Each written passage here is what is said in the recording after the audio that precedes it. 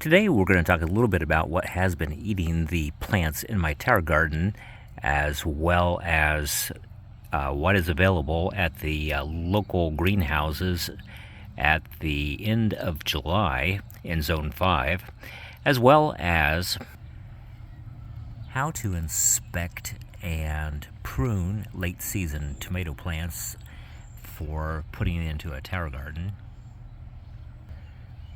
dividing twin plants in the same container, and making the best of a late season effort to get some fresh vegetables.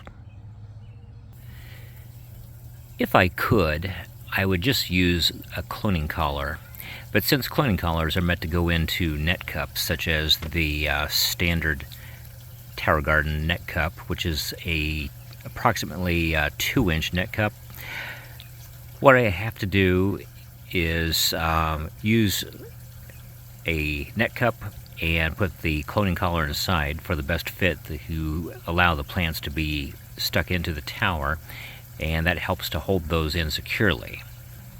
So I take a 2-inch net cup that comes off of Amazon and a pair of scissors, and I just trim out the bottom, and that allows plants with bigger root systems to be dropped through that. I've been monitoring my tower garden with this blink camera, and I have motion detection set up as well as night vision, trying to catch what was eating those large plants. So far nothing has come up, but I am still hoping to catch whatever it was. I'm hoping that if I could put my plants farther up towards the top of the tower, it will allow me to help keep those out of the reach of perhaps some passing deer, which I suspect would be the culprit. At the local greenhouses, it was down to basically eggplant, a couple of varieties of tomatoes, and jalapeno or bell peppers. So I selected 2 bush Goliath tomato plants, and they're growing in the same container, and hoping that I might be able to split those. Now, the plant didn't look overly healthy towards the bottom, so I took the leaves that were dried or had yellow spotting or some form of necrosis, anything that looked unhealthy, and I pruned those off the bottom of the plant. So this has provided me with fresh vegetation, dark green, healthy looking, and should give me a great chance at having bush Goliath tomatoes. The pepper plants, I'm going to use a garden hose and start rinsing the dirt away from the base of those 2 plants. Here we go. I'll just turn this stream of water on, and we'll get that spraying. I'll start out by not directly hitting those roots. I could see that the more I do this, the more the root mass is being exposed.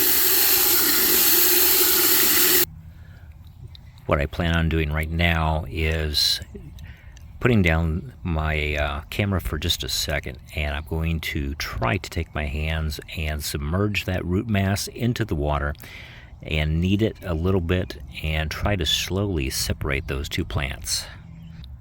After getting most of the dirt off of the plants, I did go ahead and use the garden hose to finish spraying as much off as I could. So I have not ripped any of the roots. This is what a small container will look like in terms of root mass. And now I'm going to start seeing if I can separate the 2 plants. I'm working the 2 plants apart at the base.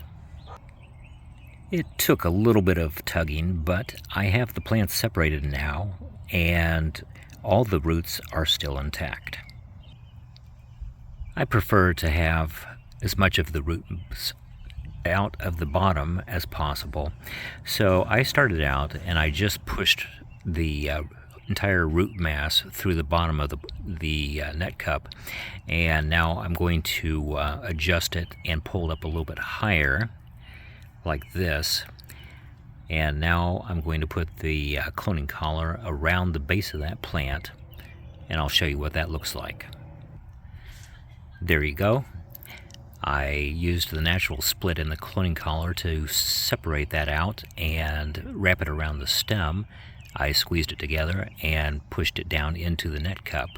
It only goes down just a little bit like this, and so the water from the tower will come down, and most of it will drain through that net cup, run down those roots, as well as the roots are going to be exposed inside the tower to the air and the dripping water. I'm selecting the port near the top of the tower. The covers that I have on here are not standard for the Tower Garden. They are a 3D print that I ordered off the internet. And what I'm going to end up doing is I'd like to get all those roots inserted down into the tower without having them wrap backwards. Now, if you use a standard 2-inch net cup, it's not going to be a perfect fit. I actually have to push it down, and I'll show you after I get that down in there what it looks like. And there you go. The top edge of that 2-inch net cup actually has to be somewhat flattened and squeezed to fit underneath the lip there. The other thing to be careful about is if you use the cloning collars is to have them, if possible, stick up a little higher and not push down, because when the stream of water comes down, if it hits this and it's too far down into this port, you'll get drips down the front. It won't be significant, but it will dirty the tower, as well as if you're paying for nutrients, it's going to help preserve those and save money.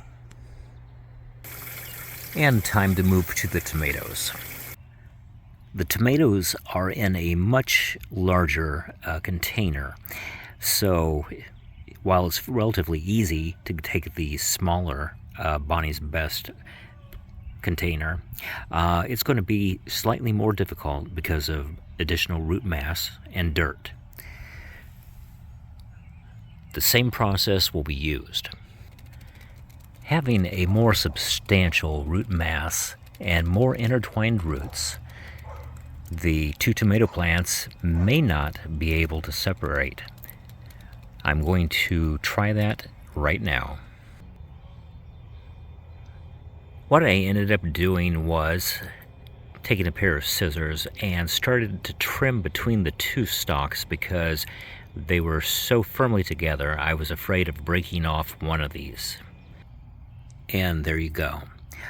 Now, what happened was, as opposed to the peppers, I had to apply some force to get the two plants apart and gradually cut with scissors down through the roots. I tried to leave as much root mass on each of the two stalks.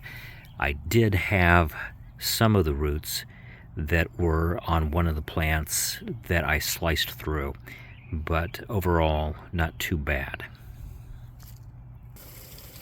To accommodate the larger root ball, I trimmed away the entire bottom half of the net cup. That was the only way to get that much root mass through. The net cup still fits in the top and provides a secure grip though. And there you have it. So let's go and we'll find out whether or not I can make something out of this season.